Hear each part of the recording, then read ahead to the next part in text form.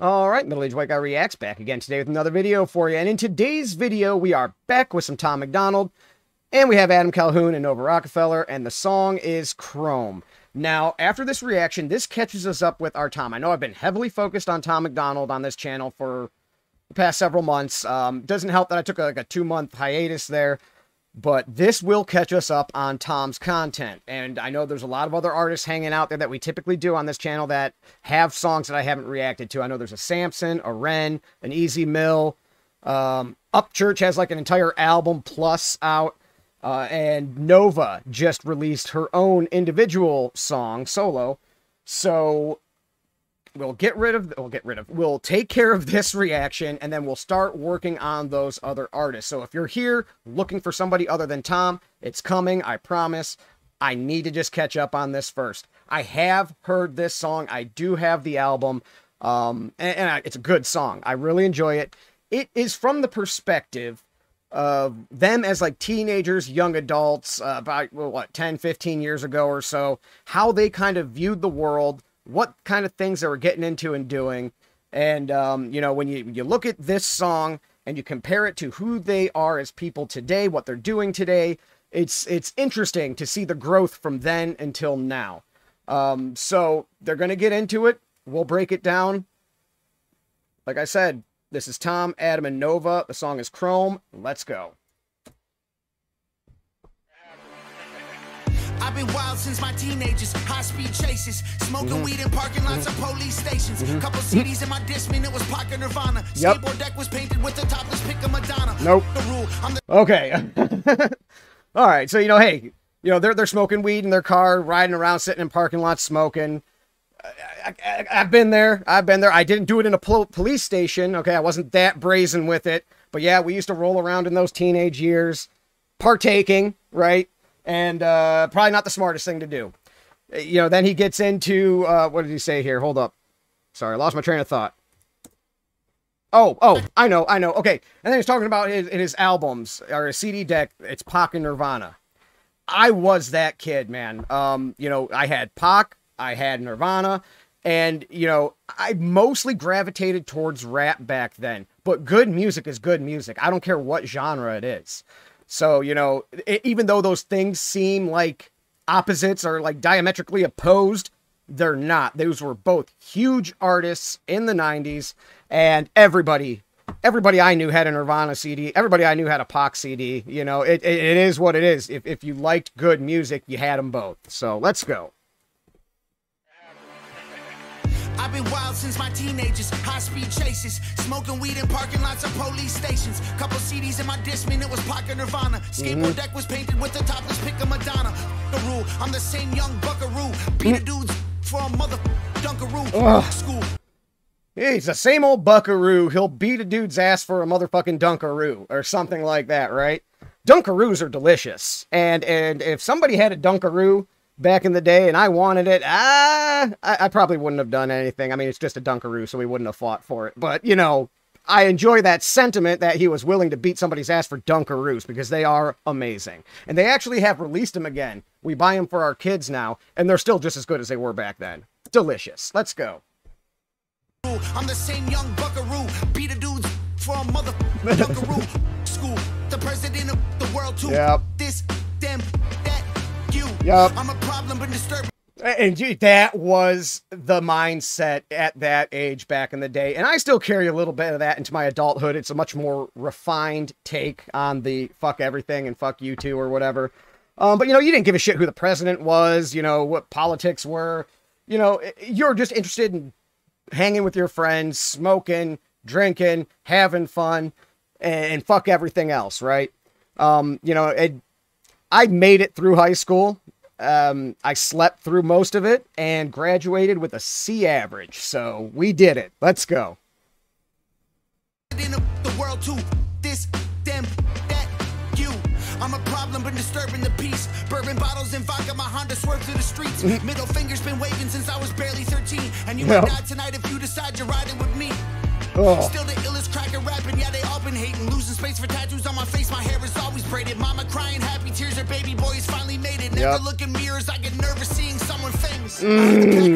I love that line right there. Never look in mirrors because I get nervous when I see someone famous. Acknowledging that he is famous, but it's still weird looking in the mirror, right? It's still weird for him to look in the mirror because you get nervous around famous people. He's the famous person. He looks in the mirror and he gets nervous, right? It's just a cool way of acknowledging how far he's come. I love it. Let's go. Tears are baby boys finally made it. Never look in mirrors, I get nervous seeing someone famous. I had a pack of cigarettes and didn't give a I was bad to the bone. Drove a beater that you couldn't roll the windows up. Yep. But the rims were chrome. Yep. Flat road, just a bunch of hoes trying to see life like the glass half full. Drove a beater that you couldn't roll the windows up. But the rims were chrome. Okay. So he drives a beater that he can't roll the windows up, but the rims were chrome, right? You know, first cars, 18, 16, 17, 18 years old, was a beater. I had a 1988 Oldsmobile Cutlass Cal 8. Now, I did not have chrome rims on it, but I put the biggest system I could possibly afford. And you would hear that car coming down the street. It was pounding so loud with the bass that the car was basically rattling itself apart. You hear those cars going down the street and the trunks are just rattling, just, you know, that's what my car was doing. Because I had 3 JL12W3s, a 1,000-watt Rockford amp. I had JL component set interiors on a 400 power A4 Rockford, and I was banging. I actually had it tested at over 140 decibels. I can't remember exactly what it was. It was 140 point something decibels off the dash, windows up. Like I said, you had these beaters and it was like your baby. Even though this was a beater piece of shit car, to me, it was the greatest thing, man. And I could never afford the chrome rims. I wanted them. I wanted them so bad. I tried saving up for them. Something would happen where I'd spend my money on something else. But still, man, just that whole thought is nostalgic for me, because that's exactly what we did back in the day. Let's go. Drove a beater that you couldn't roll the windows up, but the rims were chrome. I was wild since a child. Talk, I'ma lose control. Young kid didn't have a car. Cruise control, always sitting passenger. My buddy drove a Saturn. Roll up the weed, pass it. Now we all laughing. Smoke. All right, so you know he's in a passenger seat. His buddy drives a Saturn. All right, Saturns aren't the greatest quality cars, right? You know, these are part of the types of cars that you and your buddies drove around in back in the day. Me and my buddy, when I was the passenger and he was driving, we weren't in a Saturn, we were in a Geo Storm. Okay, if you guys remember Geos, Geo Storm. And we would roll it up, we would pass it around.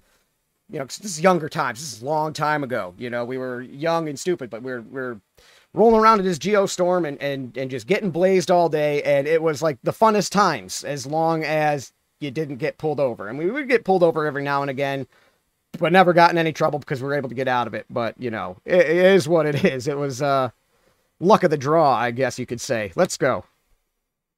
Always sitting passenger, my buddy drove a Saturn. Roll up the weed, pass it, now we all laughing. Smoke the blunt till it's gone, laughs all ashes. Jump out for fun, run up, get that kick, soundtrack of my life, old dirty bastard. Yes. Tupac, Biggie, Nas, it's all classic. All right, well, hold on. I'll let him finish this because he makes a great point at the end, and we'll just tie it all together. But yes, Old Dirty Bastard, Nas, Biggie, Eazy-E, NWA, Wu-Tang, oh, God, you know, there's a million of them. But there was a group of these awesome rappers back in the 90s that we all kind of gravitated towards. But let him finish his point, and then I'll finish mine here. Soundtrack of my life, old dirty bastard. Tupac, Biggie, Nas, it's all classic. Every Tuesday, new CD out the plastic. Kid school, smoke weed, drink till I blasted. Master P was killing it. Lil Wayne was real then. East Coast had it unlocked like you can't get in. I remember the first time I heard Many Men, and I'd still be rapping if there never was an Eminem. That's the point right there. He'll still be rapping if it wasn't for Eminem. You know, he listened to all these people, and you know, he was listening to Lil Wayne back when he was still little, all right? Because, like, Lil Wayne, when he came out with, was he on Hot Boys? With the Hot Boys, he was so, like he was still, I don't even think he was 18 yet at the time. So he was young, he was spitting, but he was literally Lil Wayne. He was little back then. But, you know, a whole group, a whole generation of kids who looked like me, let's just say, grew up loving these artists. And if Eminem never came on the scene, we still would have been into rap, because we were into rap years and years before Eminem came on the scene. So he's saying, yes, you know, Eminem was influential for, you know, white rappers and all that, but it doesn't change anything. He maybe opened the door to make them more mainstream, but we already loved rap. We already loved the genre way before he came on scene. So Adam saying, hey, I still would be rapping. I still would have rapped if he never came on and did it, you know. Which is true. I love rap, beginning with NWA and Eazy-E in like the late 80s. So let's go, man. Remember the first time I heard many men, and I'd still be rapping if there never was an Eminem. Who the f you talking to? Fitted hats and Tim boots. I'll kill any rapper and whoever sent you. I had a pack of cigarettes and didn't give a. I was bad to the bone. Drove a beater that you couldn't roll the windows up, but the rims were chrome. Flat road, just a bunch of hoes trying to see life like the glass half full. Drove a beater that you couldn't roll the windows up, but the rims were Everybody heard and know. All right, before I let her go, the chorus reminds me of, you know, saying I got a pack of cigarettes, you know, all that. Back when I was in high school, I would pick up some of my friends and I would take them to school once I had my car. I would charge them $2 for the ride, and I would pick up, let's say I could fit passenger and 3 in the back.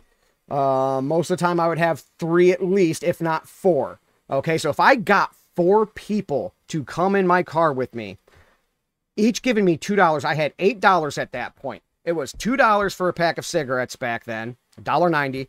And $6 would have definitely given me over a half, or right around a half tank of gas. So in the morning, you pick your friends up from school, you buy your pack of smokes, you put a little gas in your car. You could drive all day now. You were set for the rest of the day on $8. It was amazing. Amazing. This was couch cushion money. And that's what me and my buddies used to do. We used to gather. You know what? I'll save that story for Nova. Hold on. Let's let her go here. flat road, just a bunch of hoes trying to see life like the glass half full. Drove a beater that you couldn't roll the windows up, but the rims were Everybody hurting Nova, giving dirty looks and throwing shoulders. Outside bodegas like Mr. Buy Me Coronas. The type to outside bodegas like Mr. Buy Me Coronas, okay? Now, back in my day, we didn't hang out asking for Coronas. I mean, we did that every now and again, but alcohol was kind of easier to get your hands on and back in the day than cigarettes were, because, you know, all your parents had alcohol. They had liquor and stuff, and you just go pilfer some of it, pour it in a pop bottle. You know, if you took a little too much of the vodka, you fill it up with a little bit of water, you know. But we used to hang out. We'd get couch cushion money, okay? We would literally go through our pockets, through our couch in our car. We'd find $2 and quarters, $2 and change. And we would go hang outside of a convenience store. There's, by my parents' house back in the day, there was a convenience store. And at my best friend's house, way across town, there was another convenience store right by his house. So once we had our money, we would ride our bikes up to the convenience store. We would hang outside.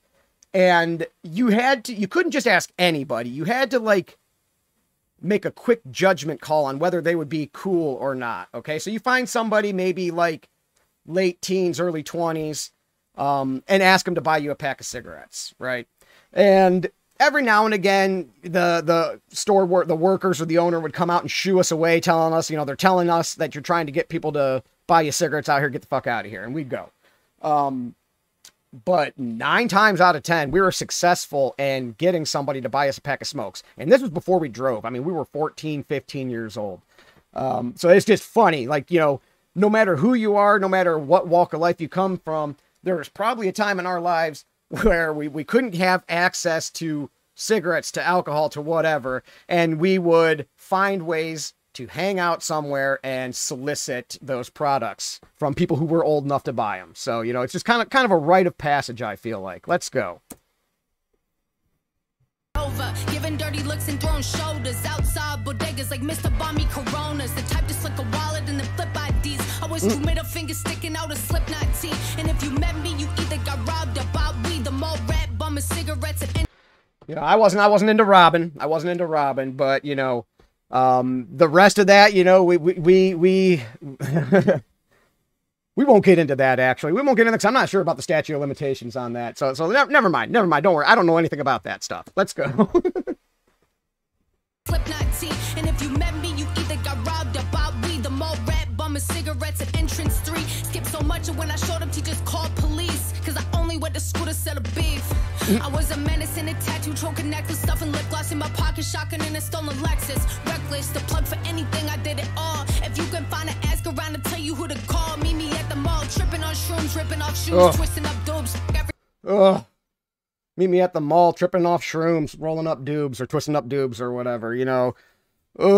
Yeah, we partook in that as well. They're fun. They're fun. That's all. I couldn't imagine even trying to do any of that shit today. Like, oh my God. I the stuff I did back then would scare the piss out of me to even attempt to do today, because you're just young and dumb and you didn't really know, you know, what the consequences could be from those actions. But, you know, this whole song is just very nostalgic of my teenage years. And like, I didn't get in trouble though. I never got in trouble. We were from a more rural area and it was very easy to get away with a lot of this stuff. You know, we weren't in big cities. There wasn't a huge police presence where we were from. So as long as you weren't bothering people, okay, as long as you weren't being like super obnoxious and ridiculous with what you were doing, no one was going to bother you for it. And I thank God I grew up in that environment and was able to get through those experimental years without getting busted, because, you know, you put me in a big city or somewhere where there's more of a police presence, you know, my life could have turned out a lot different. You know, you get put in the system and then it's just all downhill from there. So, you know, even though I lived similar, I didn't have to go through the hardships and the struggles that some people who did the same things had to go through when they were growing up. Around to tell you who to call, meet me at the mall, tripping on shrooms, ripping off shoes, twisting up dopes. Everyone, I'm never gonna listen to you. 15-year-old me will put a fist through a dude. From group homes to infamy, you. I had a pack of cigarettes and didn't give a I was bad to the bone. Drove a beater that you couldn't roll the windows up, but the rims were chrome. Flat broke, just a bunch of hoes trying to see life like the glass half full. Drove a beater that you couldn't roll the windows up, but the rims were chrome. Nice. Love it. I love Nova's verse in that too. I love when she raps, man. Like, she is so good at it. I wish she would do it more. I wish he would put her on more tracks. And I know she doesn't necessarily, like, I mean, I don't know, but like, I get the feeling she doesn't necessarily like doing it as much anymore. But man, it's your bag, girl. It is absolutely your bag. But anyway, that'll do it, I guess. That will be the reaction. Like I said, we have a lot more to catch up on, so stay tuned. I'm going to try to kick these out, hopefully one a day at least. If not, maybe some days I might be able to get 2 out. I thought I was going to be able to get this song done, Saturday, but it just didn't happen. So yeah, we have a lot coming in the next week or two. A lot of the artists that you guys want to see. So if you're not a big Tom fan, there's going to be something for you.